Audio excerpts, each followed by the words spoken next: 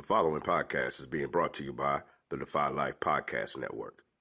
And I was like, yes, hi. I was so excited. Oh, wait a minute, hi. Give me the hi again. Okay, hi. A guy get to a point and he asks you to marry him, he really wants to marry you. Mm-hmm. He ready. Like he really feels like, you know what, she's the one. She's the one. You already getting the goods. You got to pay for it. Bring me the ring and get on one knee. Okay. Or two. You need time to observe someone and really get a sense of how well do they treat you, how well do they handle adversity. You're not the one because you don't have grit, the perseverance. You ain't really want me because you ready to give up. Because I said no, you shouldn't have asked. But since I said no, now it's your job to stay in the game and try to fight for it. Boy, on 5 Heartbeats, when you make the announcement you're going solo at the award ceremony.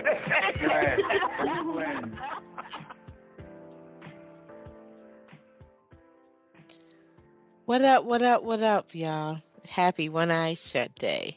Welcome to the podcast about many topics from the perspective of 3 married couples. Happy Wednesday, y'all. So happy to be here once again. Y'all, there's just a lot of things going on in the universe, and I'm just grateful to be here. Have y'all ever just been just full of gratitude until it's just like oozing out of your pores? That's just kind of where I am today. So I guess I've just started in, I just went in full, just no no real intro, no setup, no. Y'all, ladies, I just dove right in there, huh? You did. That's okay. Yeah, because, that's what happens when you get this full, right? Like, all of a sudden, it's just, bubbling out. And I kind of it's been a very long day. And so I've just kind of been feeling this, on and off. But then I have... for those that listen to us on a regular basis, you know that I spend most of my time in my professional world facilitating, training, if you would. I spend a lot of time with educators. And I was just in a space today where there was so much stuff. People, society, I think as a society, we are just in this space of so many, just negative vibrations, right? There's a fear. We're in this pandemic. We don't really know which way to go. Should I be vaccinated? Should I not be vaccinated? Do I send my baby to school? Do I not? Do I attend this party? Holidays are coming around the corner. It's, do I plan a family function or do I not? What's going to happen if I get COVID? What happens to me, to my family? We are still dealing with, while it's not in the news as much, it's not, the voices aren't as loud, it's not as pervasive on the TV. We are still, y'all, knee deep in all of this social justice issues. We are still being killed and beaten by police. The crime is just off the chain. We're still dealing with, it's just so much. When we think about school, these children, as they come back from being out of school or virtual learning or not doing virtual learning while they were supposed to be, parents dealing with the transition of the children being back in school, the fear and the angst that's involved with that. The educators, most districts, a lot of them are requiring mandate. A lot of them are just suggesting. A lot of them have situations where they are providing testing and vaccines for their staff, but it's still that whole, so things are just, and then the children who are, some of whom were already at a deficit. Now these babies are struggling. They've lost a whole year of school, and teachers trying to figure out how do I meet the needs of these children, given all the stuff that they've dealt with over the last year and everything that they've seen. And yeah, there's just so much. And so you can just hear the pain of people, as they try to figure out how to navigate this space that we are in, where there's just so much stuff happening. And so I'm just grateful. I'm grateful that, I'm in a decent space. I'm grateful that we created a space for people who needed to say some things, who needed to vent, who needed support of other people that looked like them and going through some of the things that they're going through. Grateful for this space that we're creating right here on the One Eye Shut podcast. I'm just grateful. So I've started with the word of the day, and I don't know, week and month, and hopefully, if we can learn to live in spaces of gratitude much more often, we probably would be better off, generally speaking. But all right, so I have taken up enough of airtime. Ladies, here we are. It's just the ladies tonight. If you listened in last week, you heard the fellas doing their thing, and I must say they did a fantastic job. Al was great as the host, the moderator, if you would. And then Thomas and JR, came in with their own styles and the answers to their questions. And again, I learned something about each of them from listening to that show. So tonight is the ladies' turn. It's just us. We yes, we plan on having a fantastic time. Um, and I'm sharing a little bit more of ourselves as the other component. I won't even say other half. Y'all know how I feel about that.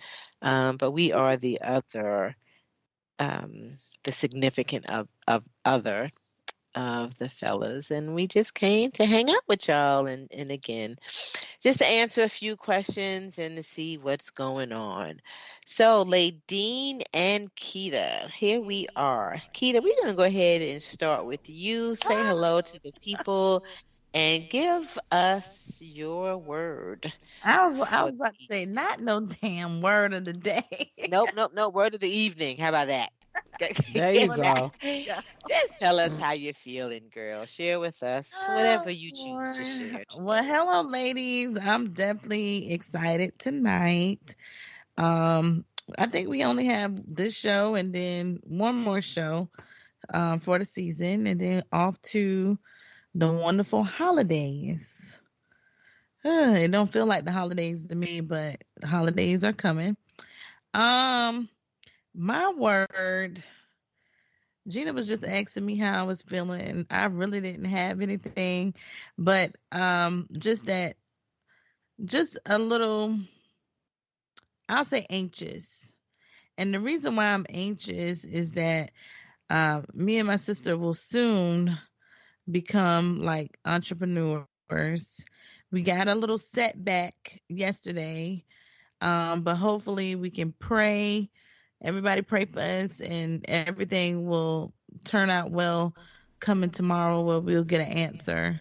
Yes. And then I'll be definitely telling y'all about some good news, but I don't want to curse it right now until we hear a word back. So I'm really anxious, y'all. I'm very anxious. This is a beautiful thing, Kita, because tonight is a good night. There's a beautiful moon out, and the intentions that you could set under this moon are pretty powerful.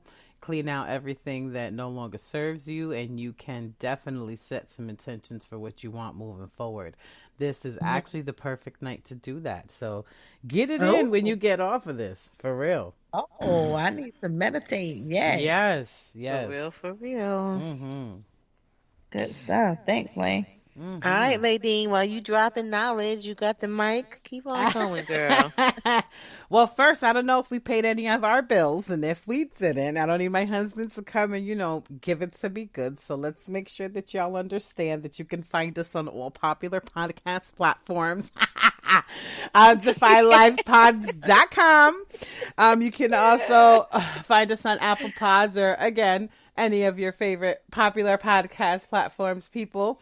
And also you can find our written content at GoDefyLife.com, and you can find our clothing line at DefyLife at DefyLifeGear.com. So now that we've been paid those bills before I get killed, okay? Let's see. So my word of the day, I'm gonna say I'm gonna use, let's say, joy. Yeah, I'm gonna say joy. I had a really joyful weekend. My girlfriend, I call her Tiki Bonbons. Her name is Nikki Nicole. She's one of my oldest friends, dearest friends, and she came down on her way down to Florida and spent the weekend with me and my family, and she never met my children. My kids are 14 and 12, so this is the first time she actually got to meet them. And my husband. So yeah, it was great to see her, and it was just such a joyous time. It was great to just to spend time with her, and just like, when you're in the presence of people that love you, really know you, that get you. It's different. I don't know, how many listeners here have ever moved around or like just got up and left their home and everyone and everything they knew, like I did 15 years ago. So it's pretty hard when you meet new friends and you meet new people of completely different cultures, and they just don't get you. So it was a great weekend. It was a great time. So it was just full of a bunch of joy. We had so many laughs, a lot of fun. So, Nick, I love you. And, yeah, you just definitely made my week with some good stuff to reflect on. It was just some good stuff all around. So, yeah, that's what I got. Okay. So before we get into the show, to the meat of the show, we have there's a couple of special shout outs that I wanted to do. Okay. Ladine, I'll let you do one of the ones that I was going to do, but it might be more appropriate for you to do it. But I'll just say yesterday was my sister's birthday. Happy birthday in heaven, Stephanie. Yes. Happy birthday. Yeah, I have come to, it's interesting. I have come to have a dislike for the month of October, just generally speaking. She was born in October, like I just said, but ironically, she also passed away from breast cancer. And so October is just that month for me, and it's funny because I don't really feel this way about any other month or person's birthday or anything like that. I'm one of those people that I don't hold a lot of significance in a person's birthday once they have passed away, in terms of that being a day of doom. Like you hear a lot of people, it just brings a lot of sadness for them on that particular birth date. And that's just not how I experience it. But for the month of October, because it's breast cancer awareness month, it's just this constant reminder, right? It's like every day, whether I want to or not, like it's just a reminder for me. And I'm just getting to that place of, and I think maybe just this year, Stephanie passed away 7 years ago, this past June, and I'm just getting to the place where the whole month doesn't do that for me. So again, right, grateful for some growth and some healing in that respect. So yeah, Ladine, you have one? Oh, yes. So definitely my lovely, amazing, powerful father-in-law.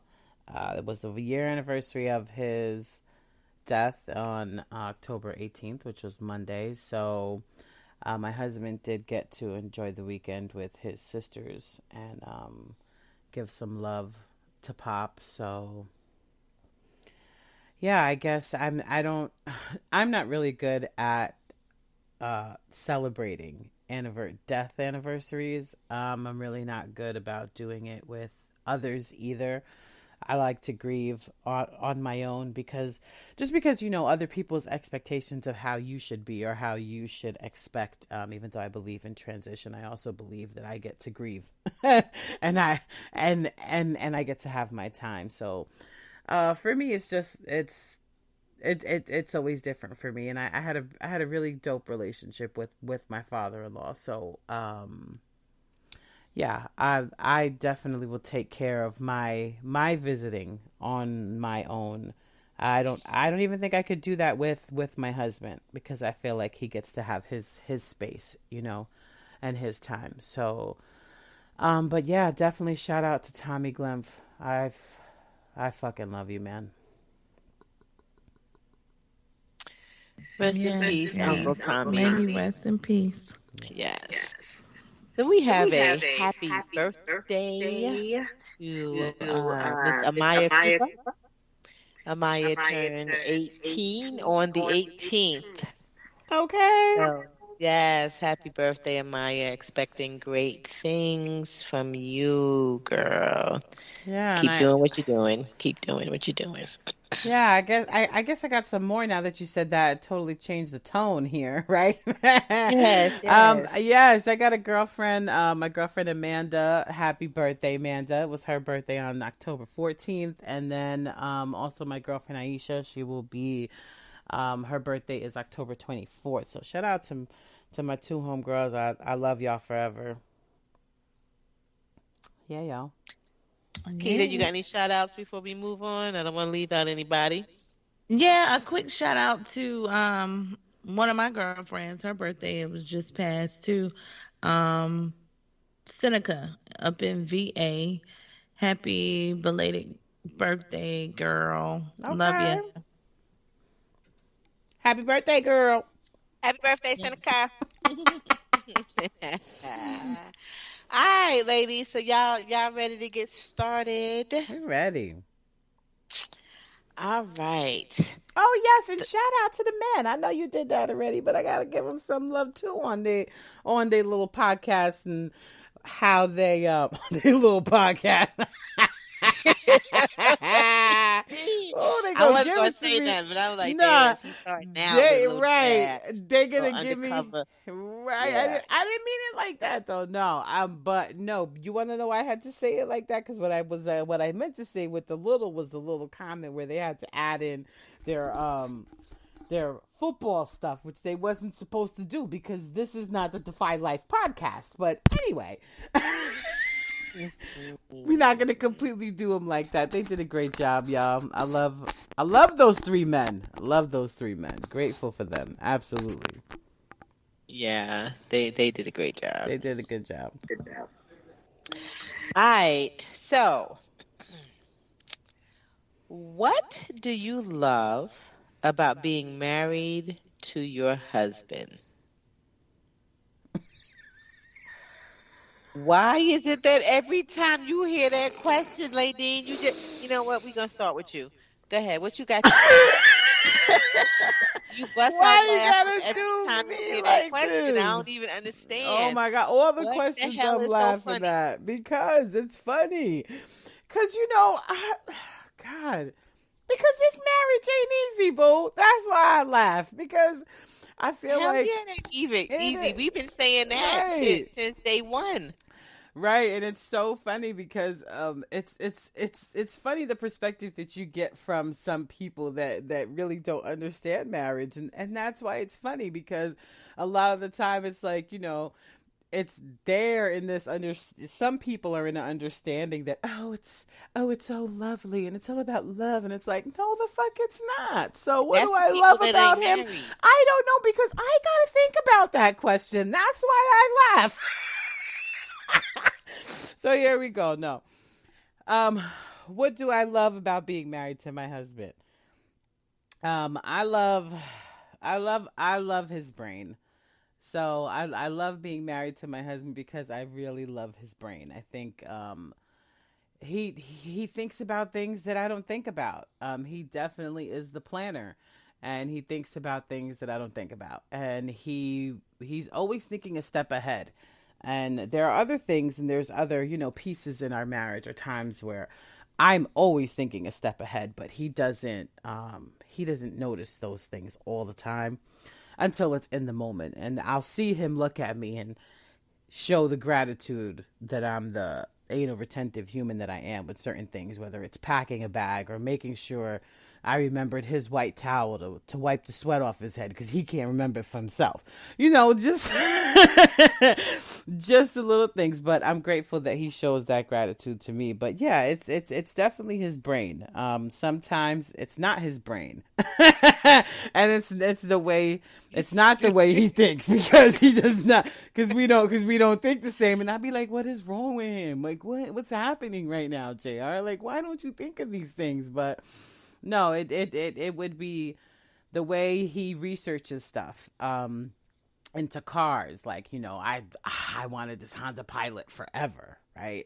And I was like, no, I gotta have it. That's the one I want. So what did he do? He took me over to the Honda dealerships, and I got to test drive a bunch of them, all different years, and look at the consoles and which one was bigger and how we were gonna fit together in our arms, and road trips because we love taking road trips. And so it's shit like that. Every car I wanted, this man took me to test drive every car I wanted, and then he took me to test drive cars that weren't even like in my eyesight, like things I wasn't even thinking about. And I wound up falling in love with those cars instead. And I looked at those other cars that I thought I wanted, like, thank God I didn't get that car. You know what I mean? So it's those things that even though some of it is him trying to prove a point sometimes, all right, I'm grateful for when he does prove his points, and I'm grateful for when he proves me wrong, because I'm not always right, even though I like to be. I'm not. So I'm grateful that he uses that lovely brain of his to allow me to see things differently. Yeah. Okay. That's funny because while I'm not getting ready to answer the question, I am going to just note the commonality between because even though because that's something I would say about Al.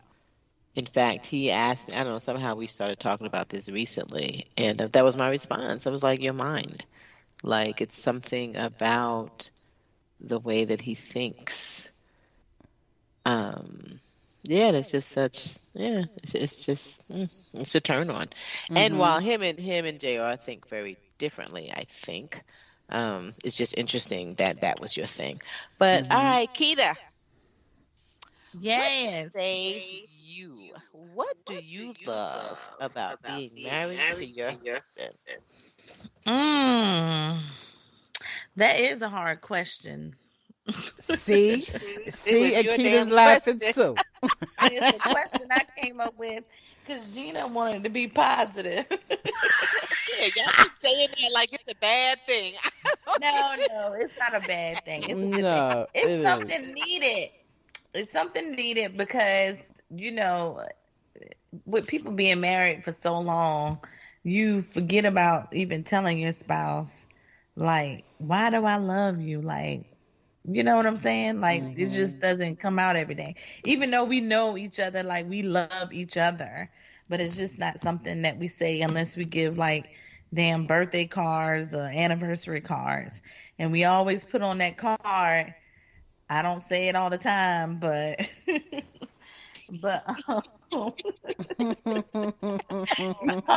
y'all know. At what point people gonna stop writing that and just say it all the time? Just say it all the time. Just say it all the time. But you know what? I usually with this question here, I went somewhere recently with some friends, and I tend to be not saying they were doing it in a bad way, but I tend to be like not like judge or just things that I may say. They may, like pick or whatever, like, oh, you're such an old lady or something like that. Even though it doesn't hurt my feelings, but I just know, it's just always something said. So that kind of reflect, and I kind of thought of like really thinking about it. Like I really love the fact that with my husband, Thomas makes me feel like a safe place, and there's no judgment. And Oh, so that's so beautiful. He gives you a safe space. I love that. That he really really does. do. Sorry. Like I really, That's so I like dope. it came to me, and I'm like, you know what? I really love the fact that he never like picked or said something to belittle me or anything, that will kind of like hurt my feelings. Even though he said I'm kind of hard nosed, which I am, but that's kind of like a mechanism I have that I need to get rid of. But I really love the fact that it's definitely a safe place with Thomas, and it's never like no judgment. I love that. I love that too. That's pretty cool. And Hmm. not many people that I know that can say that. Yeah. Mm. Married or Mm. not. Like just, relationship or marriage or like, And I wonder how many people, so I'm getting ready to have this conversation with my daughter, right? Because it's like, how many people have that on their list? Like as they think about the things that they want in their mate, Mm-hmm. or in their relationship.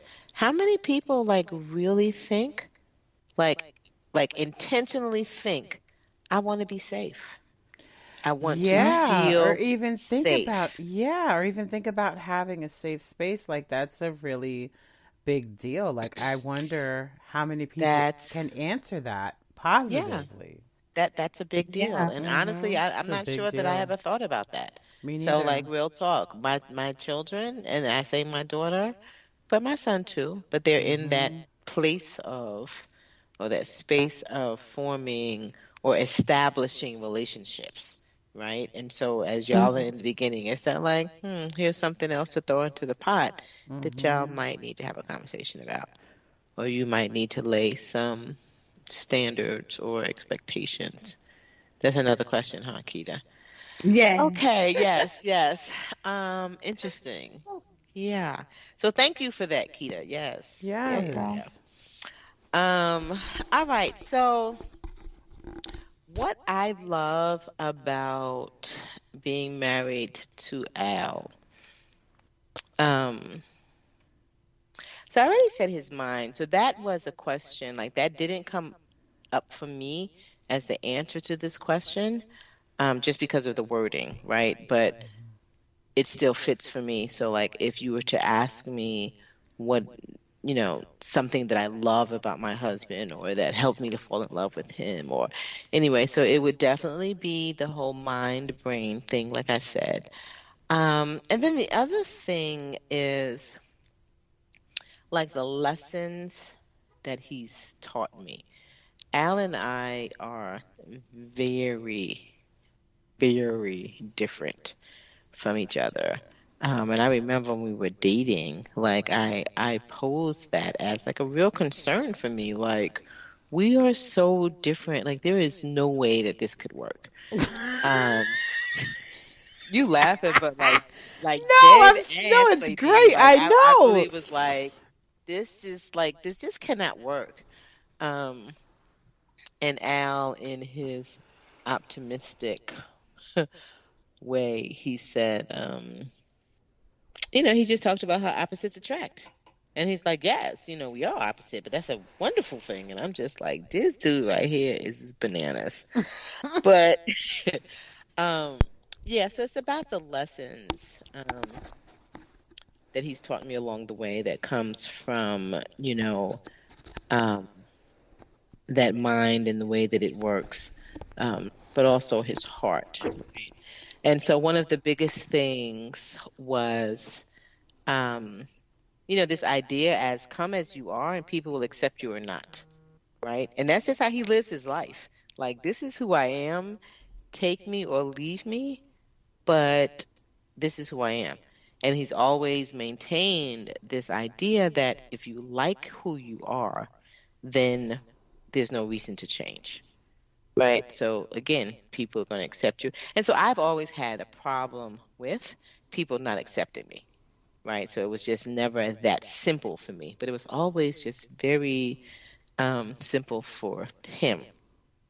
And so while I get his point, and it's definitely helped me to develop my philosophy around how I show up and how I want people to respond to how I show up. I don't know. It's always been the difference in that difference in how we think about that has always been like a huge and probably the biggest source of tension for us, right? Because Al always hears suggestions around changes in behavior or requests around. He always hears it like, you trying to change me. Yeah, I've heard it on the show. Like, he's talked about it a couple times. I feel like even when they did their show, when he answered the question, which we'll have a chance to answer too, the question that we gave them of, what do you want your husband to understand about you? Like, he was talking about this stuff, like, I don't really know all of what he was saying, but in there was this idea of, I'm good with who I am and I don't want anybody like telling me something different. But I've always believed, like, whether it's a marriage or a friendship, like the people that really love you, that you care about, that care about you, that you care about, I've always believed like it's all of our jobs to help people be better, right? Like, in a lot of ways, we are mirrors of each other. In a lot of ways, we are those sounding boards. We are those people. And I'm talking about close relationships, right? We are those people that see you in ways that you don't see yourself, both good and bad. And so if we're in this relationship and I'm saying to you, Al,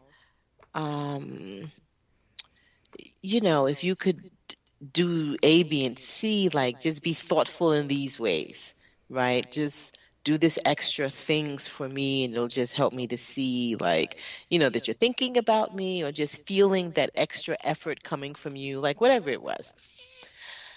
And it's just always been this thing of, okay, so you're already awesome, right? If I'm already awesome, like why do I have a problem with adding some more stuff to my repertoire of awesomeness, right? So I'm already all these awesome things, and why not add thoughtfulness to my awesomeness? And now I'm just that much more fabulous, right?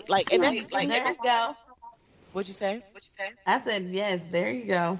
Like that's really how I look at it, but a lot of people, and Al, including Al, is looked at like, oh, well, I'm not good enough, or you're telling me that I'm not enough, and so you want me to do more and more and more. And I'm like, well, sure, if you want to look at it that way, but you also could look at it like, yo, I'm just becoming more and more awesome.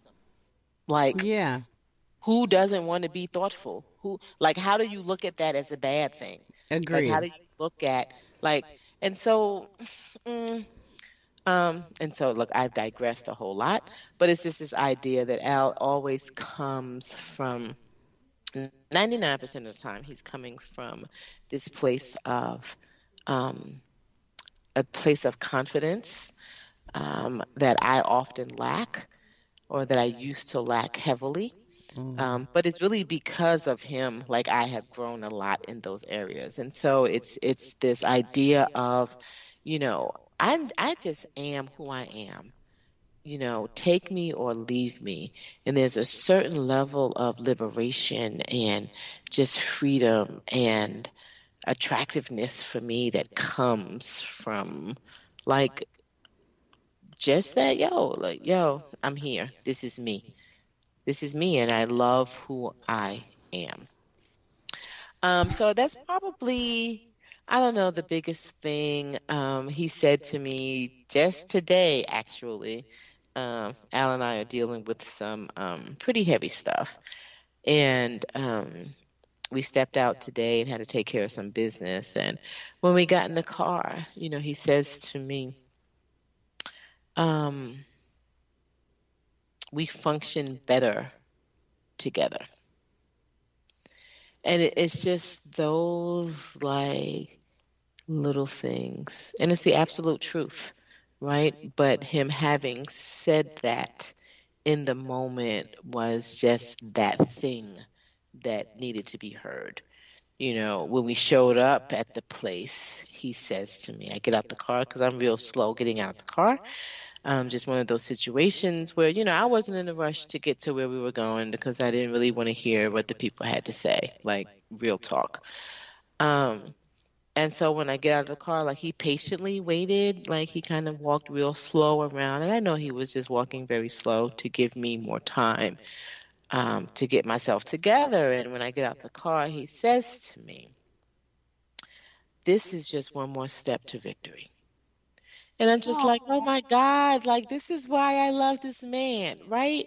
Like it is just, and it's funny because last week he described me as, and I forget what the question was, but I remember him saying, she's one of those people that shows up, she rises to the occasion, and I just found that very ironic because that's how I feel about him, right? He's not usually the guy that's just very in tune to everything that's going on in terms of my emotions and even sometimes just generally speaking. But when he needs to be, when it counts, he's going to show up every time. Mm.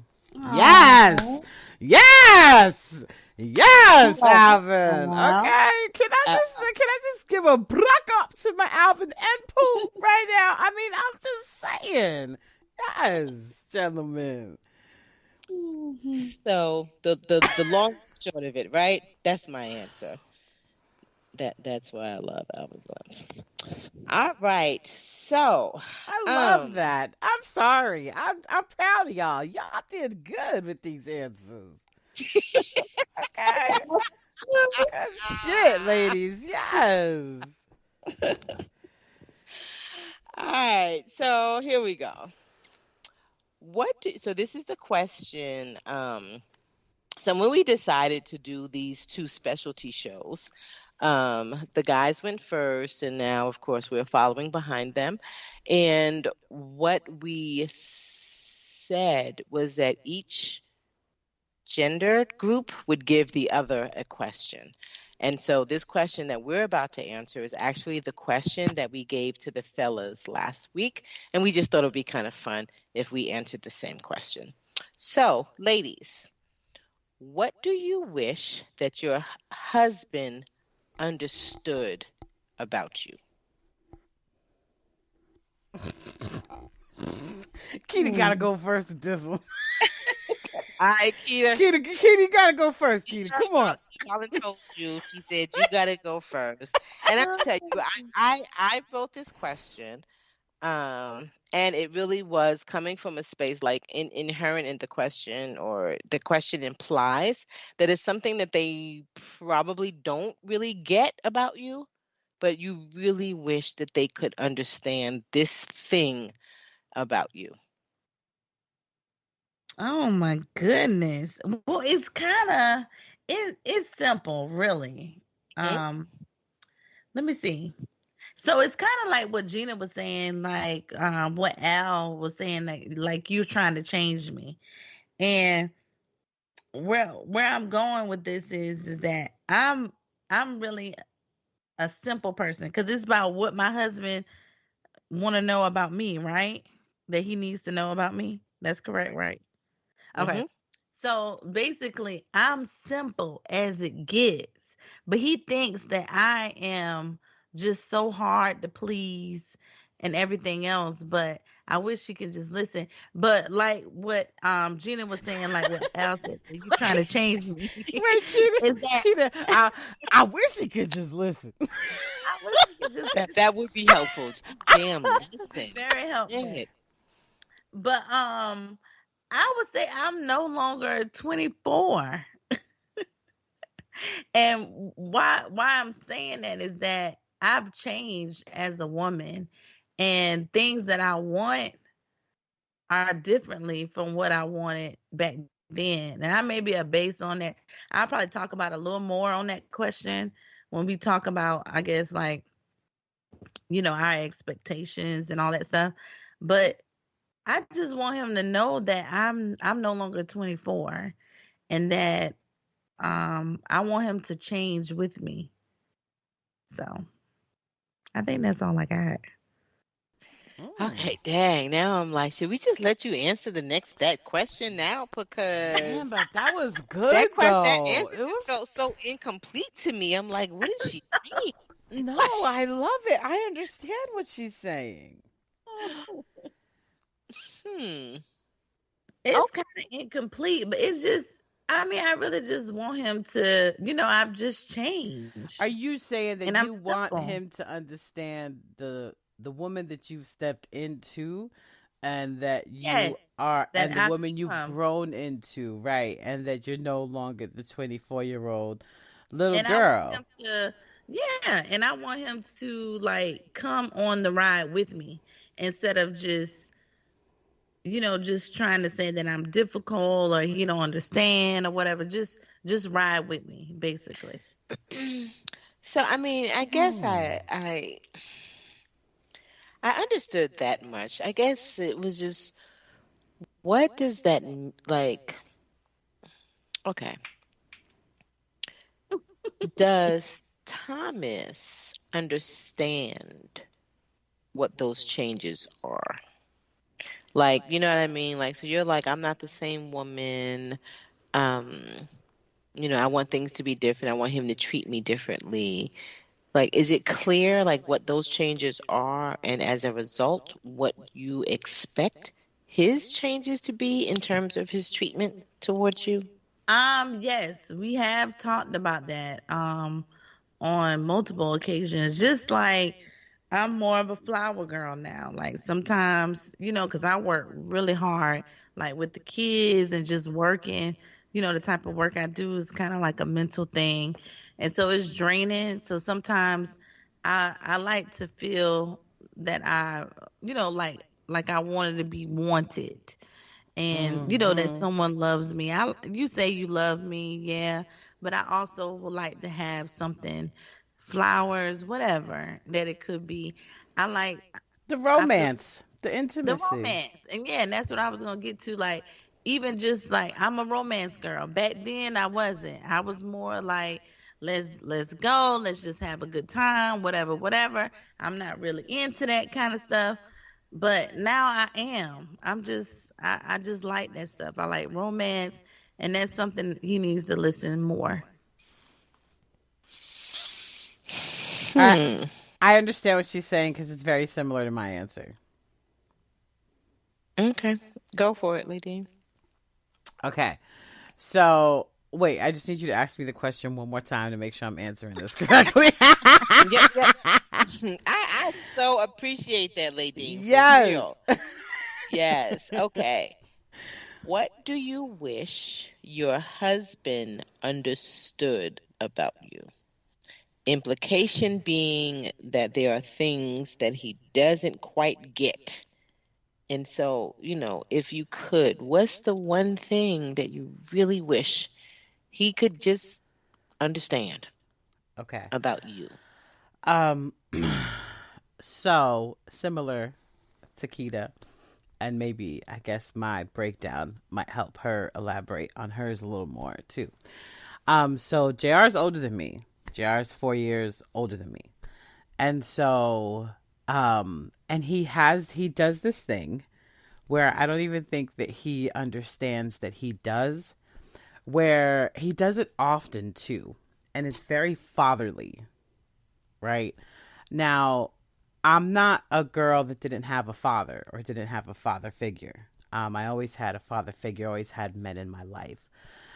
So he does this thing, or maybe it's the way I receive it, right?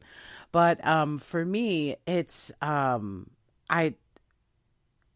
it's a turn off, and I wish he would understand that it is a huge How much it turn turns off. you off?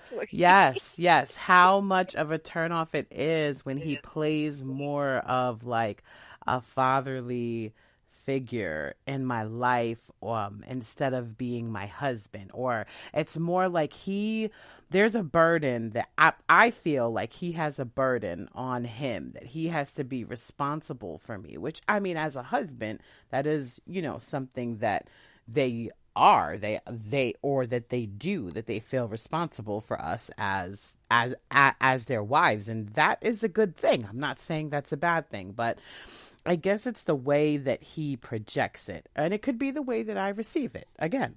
But it feels very, it feels like I am a sort of a burden or responsibility, like a child, versus I am his wife. And so, like Chiquita was saying, how when it comes to like the intimacy, and he knows that's my love language. He knows that that's what I need more of. I am your equal. I want to be your wife, and I still want to be woed and wined and dined and doted on and all of that good stuff. And it's just, it's like he doesn't get it. It's like knocking on wood, and we're not getting anywhere with it. And so, yeah, it's that I don't want to feel as if even though I know I'm his responsibility, he's as much my responsibility as I am his. Does that make sense? And so I would love for him to understand that he is as much my responsibility as I am his, and I'm not just his responsibility, and I'm not his fucking child.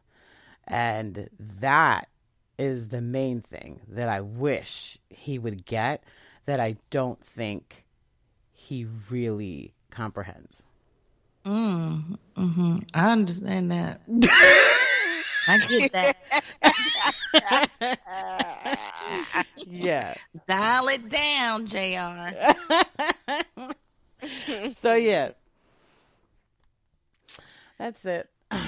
Because, honey, when I got to call my daddy, I pick up the phone and I call my daddy. And I'm not one of these bitches that calls my husband daddy. We don't do that, okay? Because I got a father. And he loves me very much, okay? But, yeah. Yeah, that's one thing that I miss. Or, I don't know, they say you can't miss what you've never had, right? Mm-hmm. One thing that I would love to experience is my father as an adult, with me as an adult. I didn't get the opportunity because he passed away before that could happen. But yeah, I think that might have been a little dope. But yeah, and it's funny how, like, so when I answer this question, what do I wish Al understood about me? It's just really interesting to me that our answers are kind of connected, right? It's that,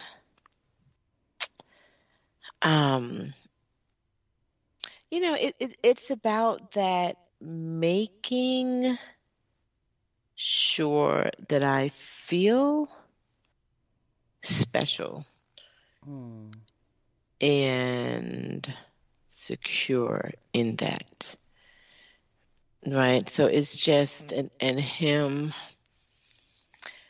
understanding that it's just the little things. And I don't think Al, and I still like, wow, he does much better than he used to. Like, oh my God. Ugh. But I don't think he fully understands. Like, it's just the little things. It's the little things. The little things that you say. It's the little tiny things that you do. It doesn't require money. It doesn't require a whole lot of thought. a little bit of attention, a little bit of listening, because I truly believe that as women, generally speaking, we tell men what we want. We tell them what we want. We tell them how we want to be treated. We tell them the things that they do. We tell them how we want to be fucked. We tell them like Everything. and Everything. hopefully, if you haven't grown to that point yet, because I can't say at 21, at 24, I was telling, right? But it's okay to tell. You need to tell because you deserve to get what it is that you want. But I just feel like we tell them a lot. And I don't know that they just do a great job at listening. I also think that sometimes, Keita, to your point, like I think that they feel like it's a bigger job than what it really is, right? Because I don't feel like I ask for a whole lot. I feel like what I ask for is one thing, it just can manifest itself differently, right? And so if I'm asking you to treat me like a queen, like that's a lot of different ways in which you can do that. And so, if I comment on this way or this way, I could see how it could feel like a lot, but real talk, if you just do the little shit. I used to tell Al all the time, just bring me a motherfucking Snickers bar. That used to be my thing. I used to love Snickers, right? I'm just saying, you know what a smile it would put on my face if you just walked in just because, like, yo, babe, I had to get some gas. I picked you up a Snickers bar. What? Thank you. Oh my God. It doesn't take a lot. No. Flowers every now and then, a pat on the ass. I don't like that pat on the ass shit, but go I'll ahead. take a pat on the ass. In fact, I want a little harder than a pat. I'm just saying, but I'll take the pat. I'm just saying. My point is, it's just little things, and I think that they feel like it's so much bigger. And I used to tell Al, it's the notes on the steering wheel in the car. It's the putting gas in the car. It's again all these little things. And I used to tell Al like, yo, I understand that that's not who you are naturally, right? Set your alerts. These phones do wonderful things. Set your alert. Once a day, I need to call my wife just to say, hey, how are you? He's gotten really good at that.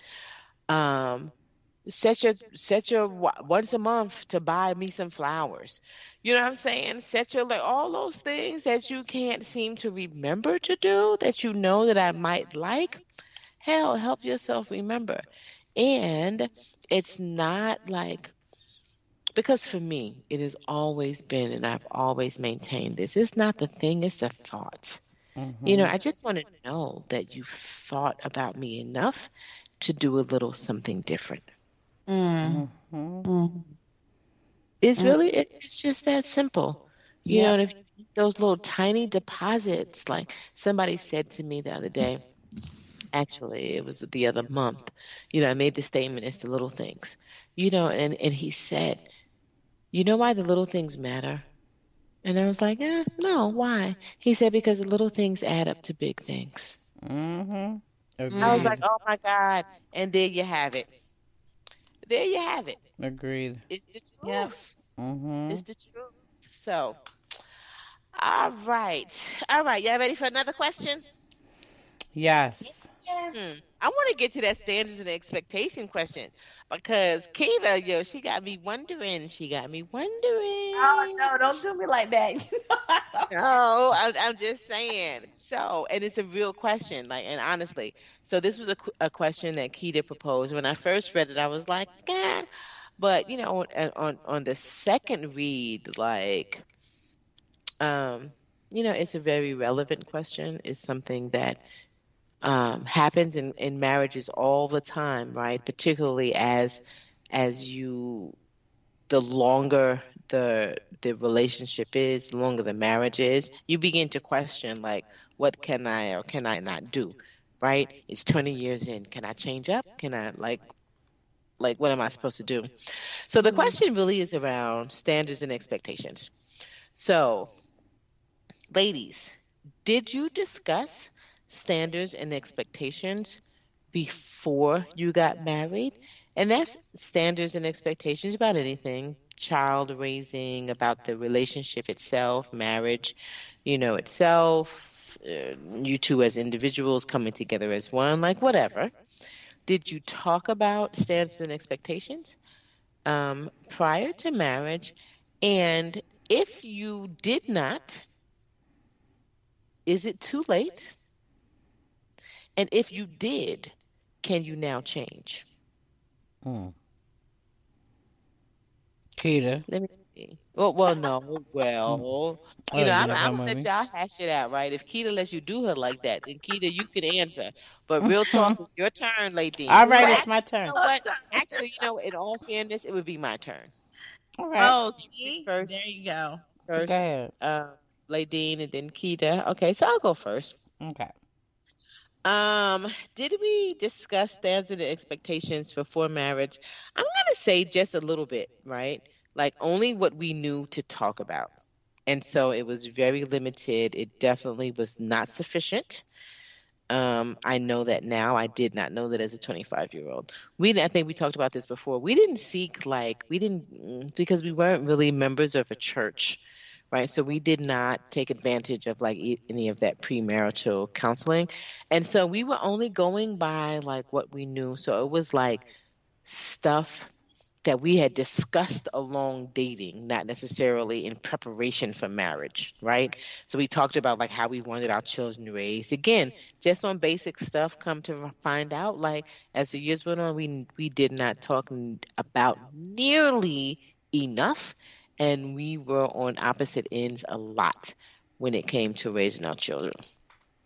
And so just the basic, we expected to be loyal to each other, so we didn't have real conversations about, I don't know. We talked about like we had silly stuff like we had definite gender roles, and so when we got married, we understood that Al would be responsible for the yard and the cars, and I would be responsible for the children and the house.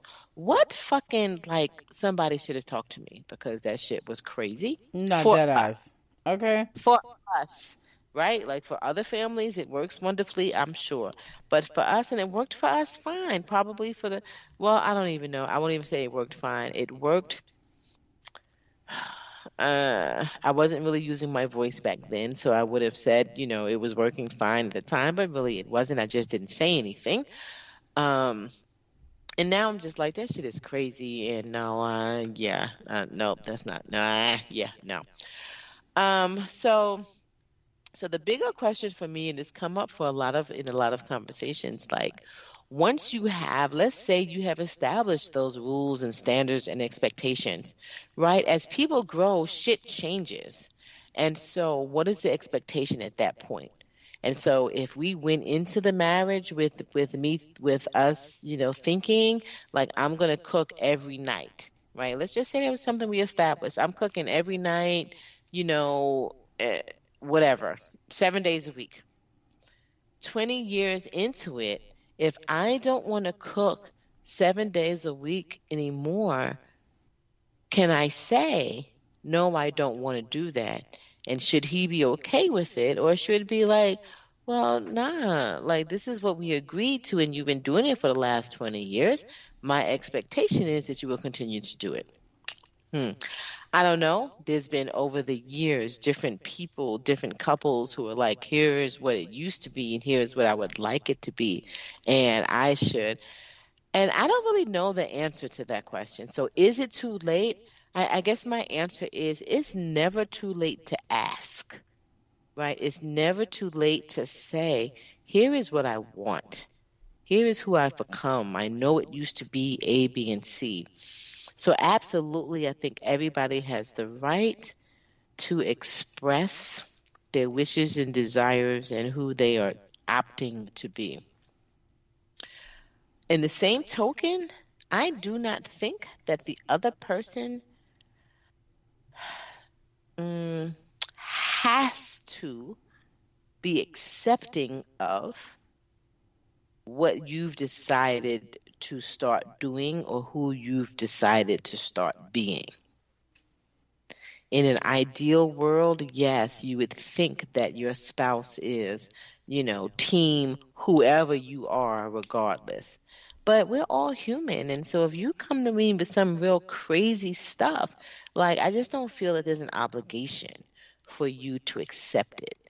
Um, you too will have to decide, like, how we can live with this thing that you've decided to do, or who this person that you've decided to become that I don't agree with.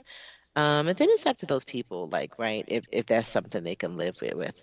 But I completely understand, like, that person giving resistance to, boo, like, how you just switching up on me? Like, that's not really who I married. And I guess that's the thing, like, that's the hardest thing. One of the hardest things about marriage is, like, being in love with, still liking the person who they're becoming over the years as they grow. But I completely see how it might be a little hanky. So the answer is, for me, it's never too late to ask. Just don't be surprised if your request is not met with happy open arms. So I hope in all that, I feel like I was talking for a long time, so I hope y'all have come up with some answers during the time that I've been talking. Okay? I got answers. But I feel like I got answers, but I feel like Keita got the juice. So I'm gonna let Keita go last because Keita got the juice. Okay. So yeah, so really quick. I mean, I'll just be quick with this one because we did not set expectations.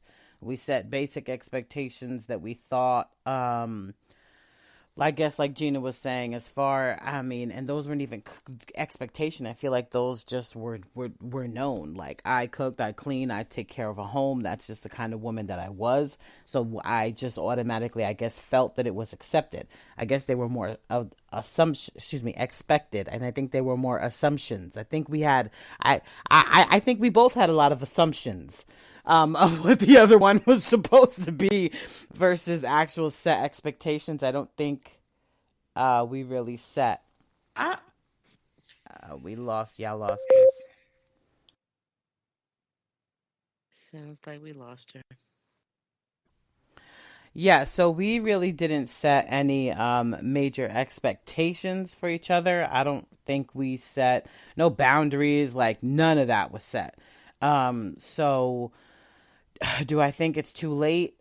I don't think it's ever too late to set expectations. I think boundaries come with expectations. I think they're very important. I think they're very healthy. And I don't think it's ever too late to set them. I think difficult conversations are very much needed in marriages more than what they are had. And that's just not just in my experience, but in what I hear from other married couples. And so, yeah, I never think it's too late to set expectations. I understand what Gina's saying, that you can set the expectations and but you can't expect them to actually consistently. Well, for me, what I'm saying is you can't expect them to always be met. And I think you want to be mindful when you set expectations of somebody that you know is not able to meet those expectations. And I think that also comes with just meeting someone where they are. So I think there's a lot more that comes with the expectation conversation. But no, for us, I don't think we really set any. And but I don't think it's too late to set them. I think throughout our marriage, we have set different ones once we realized, that boundaries were being crossed and that expectations weren't being met. We did set them along the way. But I think they need to continue.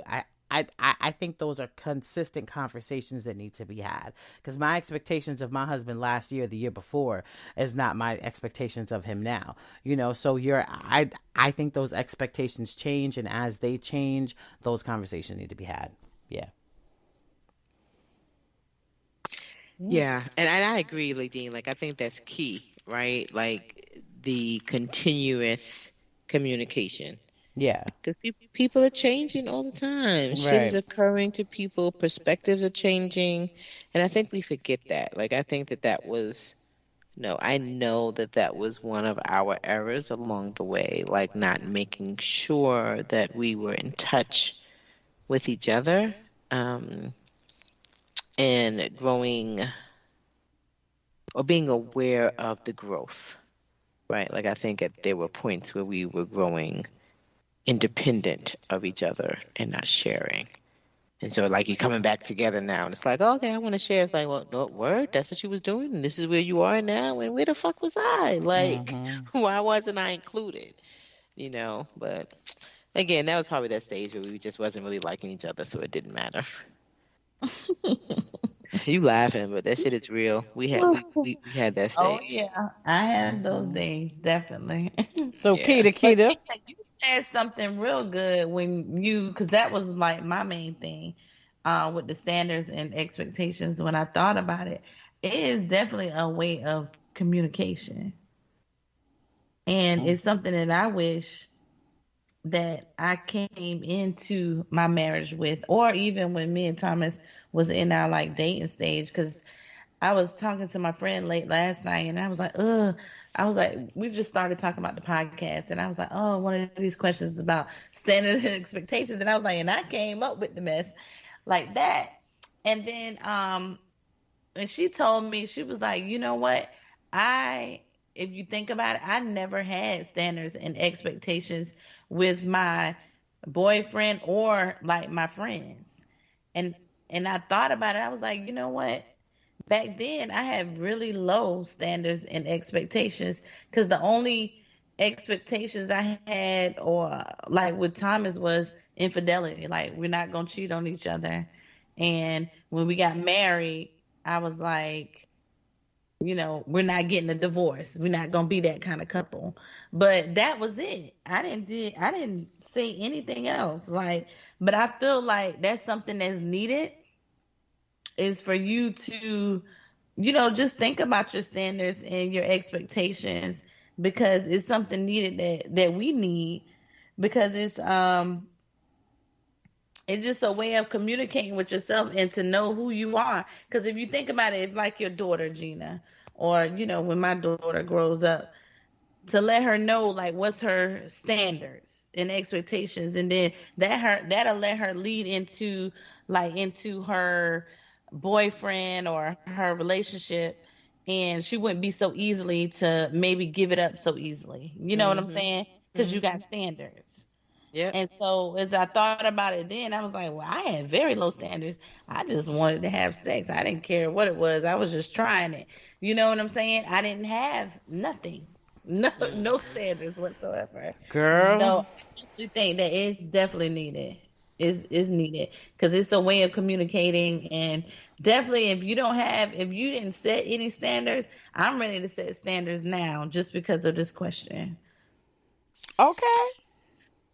And it's funny. So I was the opposite, and I still probably not too many people in my life right now, but I was that one that was always You knew what I you don't know, what's the wanted. word? No, but it was a negative thing. Like I was bad talked because, oh, Gina just has high standards. Oh, her standards are too high. And Hmm? I'm looking at motherfuckers like I don't understand what the problem is, you know? But in that, like I started to shrink myself because people couldn't, like, it was just looked at as a negative thing, Mm. you know? Mm-hmm. And even with Al, like, yeah, and I'll tell him and I'll tease him. Like, and it's really more of it is kind of a jab. It's kind of a teasing. Like, and I'm like, well, it's not my fault you don't have no fucking standards. You know, because it's just some stuff that just doesn't matter to him. You know, he'll look at me crazy when shit matters to me. And I'm just like, not my fault you don't have no fucking standards. Like, I'm Right. sorry. Like, my mama raised me. It's just some shit that just gotta be that way. You know, and I will Yes. say that I came into, and again, you know, I'm 50, right? So there was a time where I was less flexible, right? Where it had to be. And I understand now it doesn't have to be, but there's just still certain things that has got to be a certain way. And like, that's just it. And no one should be made to feel bad because they're requiring a certain level of whatever it is for them, whatever it is, because everybody's standards are different. And so it should be okay for people to establish their standards. I don't know. I'm just saying.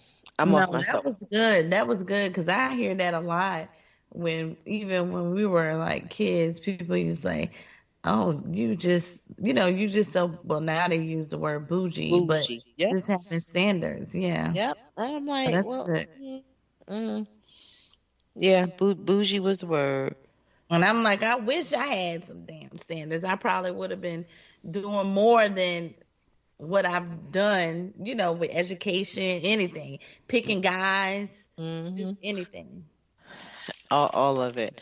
And no, I think that was Ladine. No, I have not always known what I wanted, and I still don't know what I want on a lot of days. Trust me. Yes. Yeah.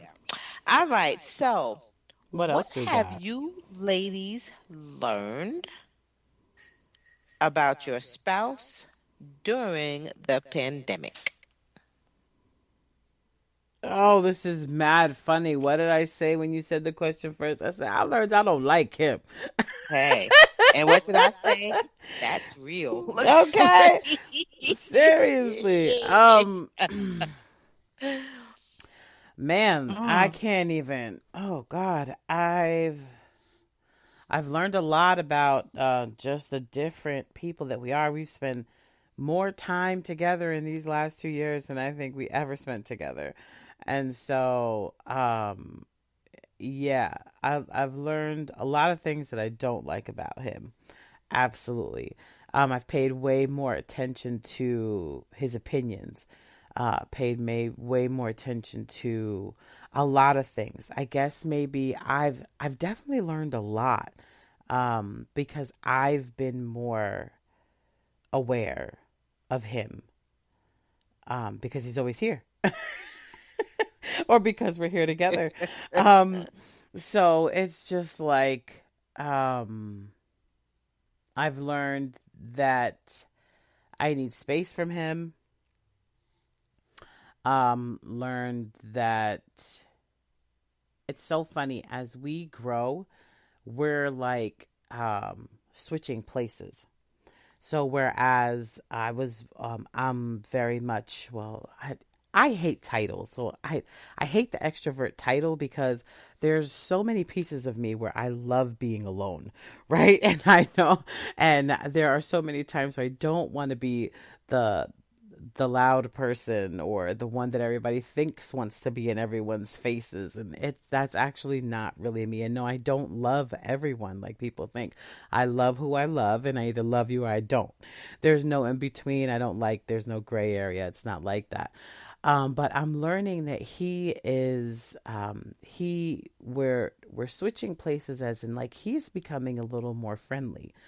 He's becoming a little bit more of a people person, whereas I'm starting to like back away from people. There's just different things about us that I see changing as we get older, but that I didn't really notice until the pandemic came into place, and it was there in the forefront, not just of my brain, but actually having to look at him, to talk to him, we're constantly communicating, and it's a lot. There's a lot that I've learned that I also am so incredibly grateful for when it comes to him. And a lot of that has to do with his brain, like I was saying before. But yeah, Jay and I, we've struggled financially in our marriage in the last couple of years. I mean, not in the last couple of years. At different points in our marriage, we have definitely gone through some serious struggles with each other. So, going through the pandemic and having to struggle through different times, even though, thank you, Lord, we didn't have to struggle half as much as what others did. We know how to do that together. So I'm very grateful for that. Like we know how to buckle down and handle our business together. there are so many different ways where we really work very well as a team. Parenting is, I think, our best ways. But then there are a lot of ways where we just really don't, and we clash and butt heads.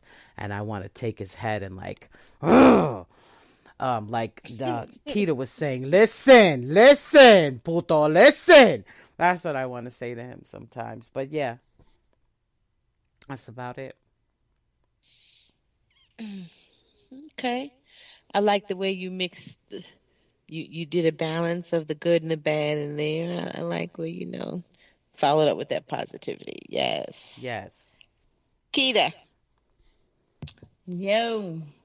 what you learned about that mofo over the And, I haven't learned anything, that he's the same person. He ain't changed. He ain't moved. You know how with the pandemic, everybody was trying to find this, try to find themselves, or be like, oh, I'm gonna just start a business. I'm gonna try to get this going, that going. Not Thomas Stevens. No. But that too is okay. I'm sorry. I mean, it's okay, but it's not the direction that we were talking with each other about, and he has, and I hate that. So is it that he didn't follow through? I'm sorry. He didn't follow through at all. Okay. And I hate that he has this, like, I believe in Thomas so much, like what he can do, like just with himself, but he just let his anxiety, and he just don't do it. And I feel like he can do so much more than what he's doing, and he just doesn't act on it at all. And so that's the thing that just gets to me. And I thought, I try to be this motivated wife. I try to be like, come on, let's do it. I kind of help him out, all this stuff.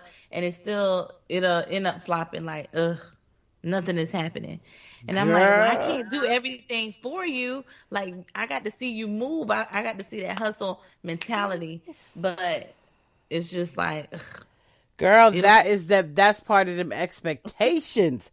That I'm telling you. The only reason why I say that is because Jay is like that with me. There are so many times he pushes me. He wants me to do this. He wants me. There's only so much you could want for other people. If they don't want it for themselves, then they don't want it for themselves. And sometimes you gotta let that shit fucking go. Because I've had to explain to him, like, yo, get off me. But of course, there was more to that. There was more of a disconnect, like what I explained earlier. With it being a turnoff. Like, you not his mama. Sometimes you gotta allow him to do that on his own. And if he's okay where he is, and he's okay where he is, because that shit annoys the shit out of me with Jay. Like, yes, I can't stand. But go ahead. I'm sorry. I think. I mean, I don't know if Jay has the same challenges or not, right? But I think in a lot of ways, you guys are comparing apples and oranges. And I have, I am super sensitive, right? Because of my personal struggles. But I'm super sensitive to the subject of depression, to the subject of anxiety. And I have to say, like, I'm not sure that you are understanding the complexities of the illness. It's not about what Thomas wants or does not want to do. When you're dealing with anxiety to the level at which I think that Thomas may be dealing with it, it's past your personal desires. He can't even get there because the anxiety is in the way. Sorry, go ahead. No, I was just gonna say it, and with you mentioning it, it makes it more difficult, and that's just similar to what to what I experienced with JR, because I already got my own shit with it. Those are my own demons that I fight with myself if I struggle for myself, not wanting to do things. There are other shit that I'm dealing with, that I'm struggling with. So when I got him on me, those are levels of unworthiness or, self-worth. There's so many different levels to that shit. And then you have your spouse on you feel like they're on your ass, where I know that he just wants me to be the best me I can be. Like, that's what you want for him. But it's like an additional amount of pressure. It's an additional amount of pressure. It's an additional amount of self-doubt. Mm-hmm. It's an additional amount of, oh my God, see, even she sees that I can't do what I want to do. Mm-hmm. And it just makes you feel worse. Mm-hmm. Mm-hmm. So, it's just complex. And I just don't want it to be minimized to, you can't want for somebody what they don't want for themselves.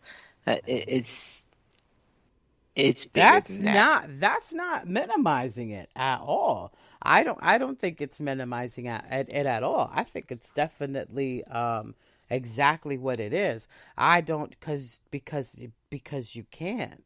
You can't push or want anything for anyone so more than they want it for them, to the point where it really hinders the relationship. You know what I mean? Like, JR goes crazy when I don't, or he would in the past. He always wanted, he still, in certain aspects of what do I want to do for me, I always feel like he wants it more for me.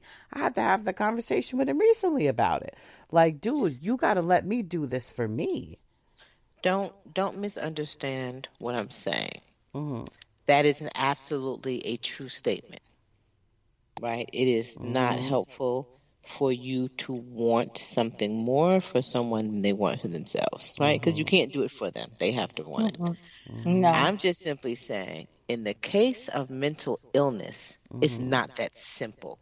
And when you say to someone who's dealing with extreme depression or anxiety, when you say to someone, you're not doing it because you don't want to, that's minimalizing the illness. Because it's bigger than what I want.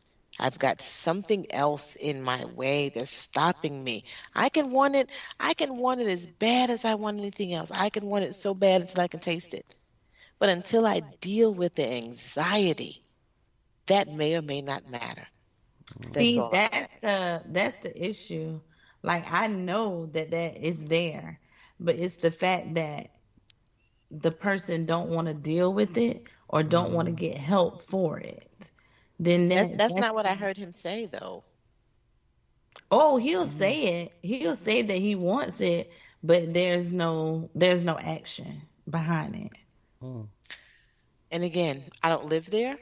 I don't know. What I heard him say was, the time that I got medication, my anxiety was bigger than the medication, and I couldn't even make myself take it because my anxiety wouldn't even let me take the medication. That's what I heard him say. Right? And again, from personal experience, I just know that that's a real thing. Like, I have been afraid to take medication.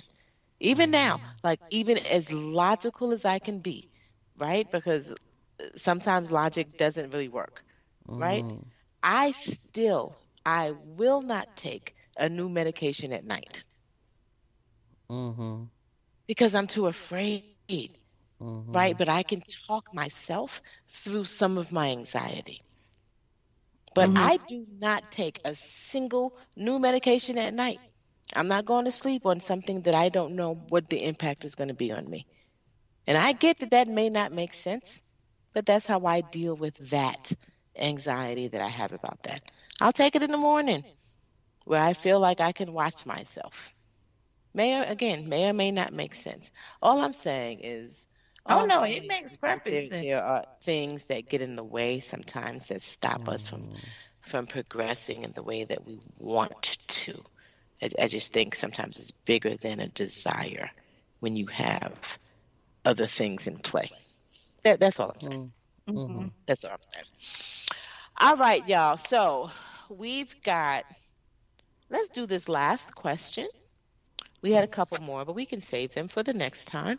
Let's do this last one, and we'll make it the one that the fellas asked of us because we want to make sure that they can't say we didn't answer their question. So we're going to go with the one about, yeah. So as you grow together, what is the one thing that still causes your heart to skip a beat? The one thing about your husband, or the one thing that your husband does, or just what is that thing that still makes your heart skip a beat? For you, what is it, 10 and 13 years later, maybe? Am I right? Is 10 for you, Ladine, and 13 for you, Keita? Yes. Yes. Yep. Okay, so 10 and 13 years later, for us, and 26 years later. So what is that thing? What is that thing that still makes your heart skip a beat? Let's Keita. start with you, girl. If you don't stop throwing out Keita names.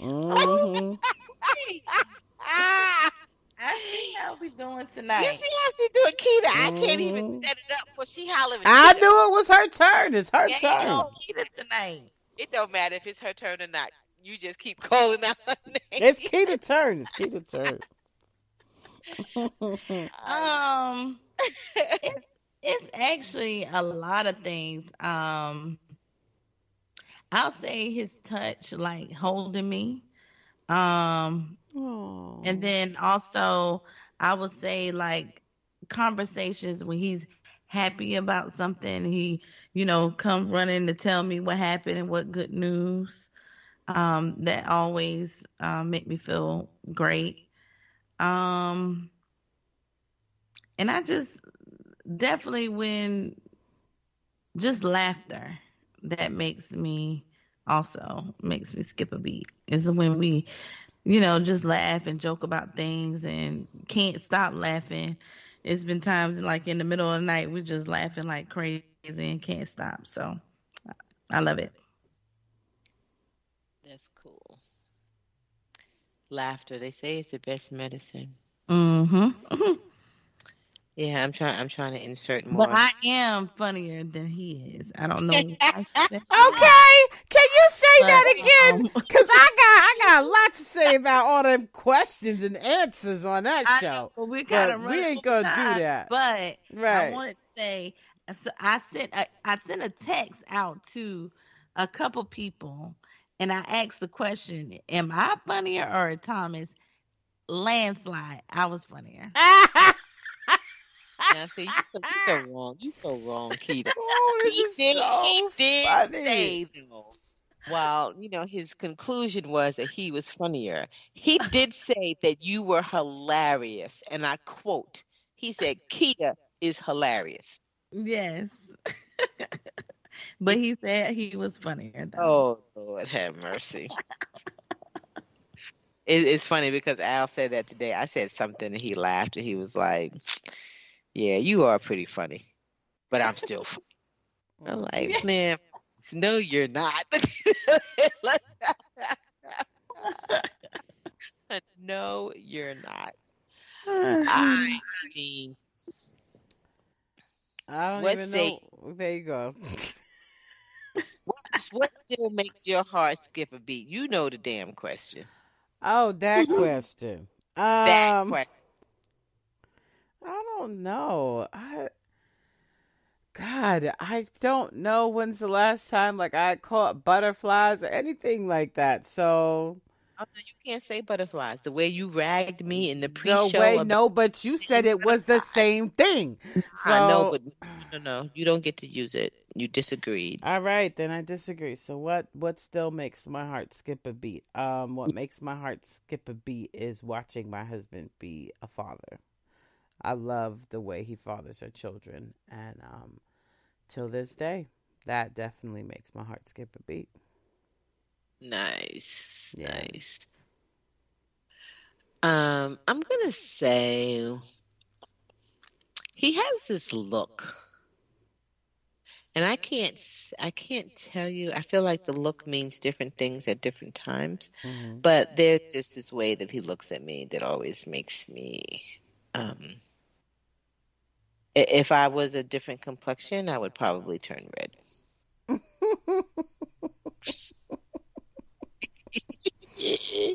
I just don't know how much, people with this level of melanin actually blush, but I feel like I would if I could. But yeah. Mm-hmm. Yeah. All right, ladies. Think I think we did a pretty good show. Um yeah. I think we did pretty good as usual. We were just dope because that's what we do. Yeah, we were a Um, little talkative, just a little bit. a little bit, Kita. but again, that's what we do. So I'm okay with that. What does Al say? You show up how you are, and people accept you or not. That's right. But we know. I'm just saying, it's good stuff. Yes, we were a little bit talkative, particularly me, probably. I don't know, but I'm okay with that, and we know that our listeners are faithful. And I feel like everything that we talk about is relevant, and it's just good shit. So. On that note, thank you. Thank you for listening. Thank you for bearing with us on those times that we are a little talkative. And just thank you for showing up every week. So we will see you Yes. next week, same time, same channel. Good night, y'all. Good Yes. Good night. night.